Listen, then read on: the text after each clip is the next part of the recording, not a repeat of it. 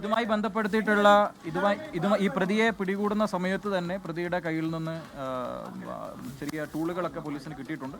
പക്ഷേ അത് ഏത് രീതിയിലേക്കാണ് പ്രതി അത് ഓപ്പറേറ്റ് ചെയ്തിരിക്കുന്നത്, കഴിഞ്ഞ കാലങ്ങളിൽ ഏത് രീതിയിൽ ഓപ്പറേറ്റ് ചെയ്തിരിക്കുന്നതൊക്കെ കൂടുതലായിട്ട് വിശദമായിട്ടുള്ള അന്വേഷണത്തിന് വിധേയമാകേണ്ടുന്ന കാര്യങ്ങളാണ്. അത് കൂടുതലായിട്ട് പോലീസ് പിന്നീട് പരിശോധിച്ചുകൊണ്ട് ആ കാര്യത്തെ പറ്റിയിട്ട് കൂടുതലായിട്ട് കൊണ്ടുവരാം. എന്തായാലും ഈ ഒരു അവസരത്തിൽ നമ്മൾ കാണിച്ചൊരു ജാഗ്രതയെ പറ്റിയിട്ട് ഒരു വാക്ക് പറയാൻ ഞാൻ ആഗ്രഹിക്കുകയാണ്. ഈ ഒരു ജാഗ്രത എന്ന് പറയുന്നത് പോലീസിനൊപ്പം ഈ വിഷയത്തെ വളരെ കൃത്യമായ രീതിയിലേക്ക് ജനങ്ങളിലേക്ക് എത്തിക്കാൻ ഓരോ ജനങ്ങളും ഈ ഒരു സാഹചര്യത്തിൽ ഒരു വാച്ച്മാൻ പോലെ വളരെ കൃത്യമായ രീതിയിൽ വളരെ ജാഗ്രതയോടുകൂടി എൻ്റെ ഏരിയയിൽ ഇങ്ങനെ ഒരാൾ വന്നിട്ടുണ്ടെങ്കിൽ അത് അറിയിക്കണം എന്നുള്ള ജാഗ്രതയോട് കൂടിയിട്ട് പെരുമാറുന്നൊരു സാഹചര്യം ഉണ്ടായിരുന്നു. പോലീസിന് വളരെ കൃത്യമായ രീതിയിൽ ഇൻഫർമേഷൻ നൽകുന്നൊരു സാഹചര്യം ഉണ്ടായിരുന്നു. നമ്മൾക്കതിൽ ഇൻഫർമേഷൻ നൽകിയ വളരെ ക്രെഡിബിളായിട്ടുള്ള ഇൻഫർമേഷൻ നൽകിയ 3ഓളം പേരുണ്ട്.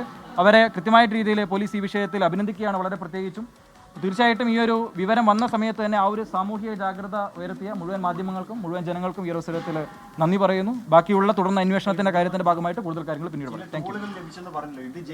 അത് കൂടുതലായിട്ടുള്ള അന്വേഷണം അതിന് ശേഷം അയാളുടെ കയ്യിൽ വന്നതാണോ എന്നൊന്നും ഇപ്പോൾ പറയാൻ പറ്റില്ല. കൂടുതലായിട്ട് ഈ വിഷയത്തിൽ കണ്ണൂർ ടൗൺ പോലീസ് സ്റ്റേഷനിൽ നമ്മൾ കേസ് രജിസ്റ്റർ ചെയ്തിട്ടുണ്ട്. കേസിന്റെ ഭാഗമായിട്ടുള്ള നടപടികൾക്ക് ശേഷം മജിസ്ട്രേറ്റിന് കോടതിയിൽ ഹാജരാക്കിയ ശേഷം ബാക്കി നടപടികൾ സ്വീകരിക്കും. Thank you.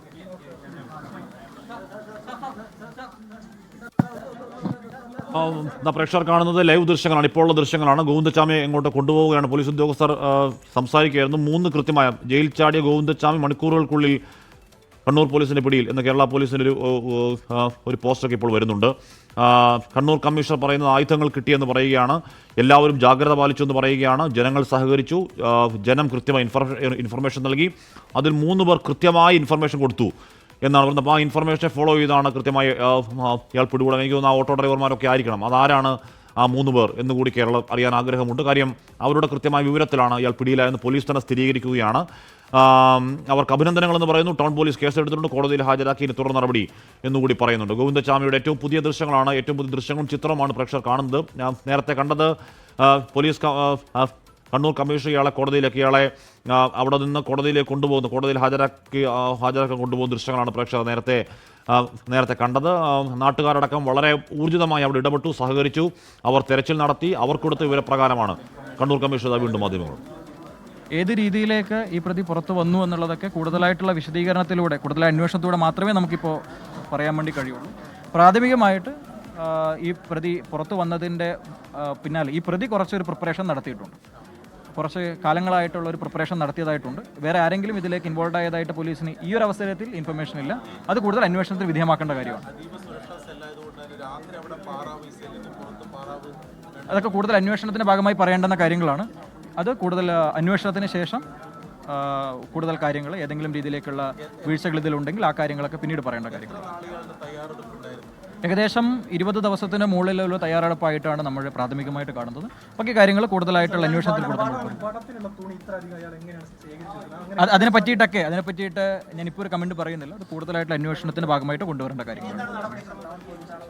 ഈ പ്രതി ജയിലിൽ ചാടിയതുമായി ബന്ധപ്പെട്ടിട്ട് കണ്ണൂർ ടൗൺ പോലീസ് സ്റ്റേഷനിൽ കേസ് രജിസ്റ്റർ ചെയ്തിട്ടുണ്ട്. കേസിന്റെ നടപടിക്രമങ്ങളുടെ ഭാഗമായിട്ട് പ്രതിയെ കോടതിയിൽ ഹാജരാക്കും. അതിനുശേഷം കോടതിയുടെ നിർദ്ദേശപ്രകാരം അതുമായി ബന്ധപ്പെട്ട് ബാക്കി തുടർന്നുള്ള കൂടുതലായിട്ടുള്ള കാര്യങ്ങൾ നമുക്ക് പിന്നീട്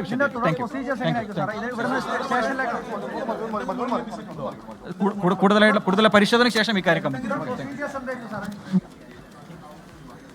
കമ്മീഷണർ മാധ്യമങ്ങളോട് സംസാരിക്കുകയായിരുന്നു. ഇയാളെ ഏത് രീതിയിൽ പിടികൂടിയെന്ന് പറയുകയാണ്. കൃത്യമായും 3 പേർ കൊടുത്ത കൃത്യമായ വിവരത്തിന്റെ അടിസ്ഥാനത്തിലാണ് ഇയാൾ പിടിയിലായതെന്ന് പോലീസ് സ്ഥിരീകരിക്കുന്നുണ്ട്. ആ നാട്ടുകാർ അവർ അഭിനന്ദനം അർഹിക്കുന്നു, ഉറപ്പായി അഭിനന്ദനം അർഹിക്കുന്നു.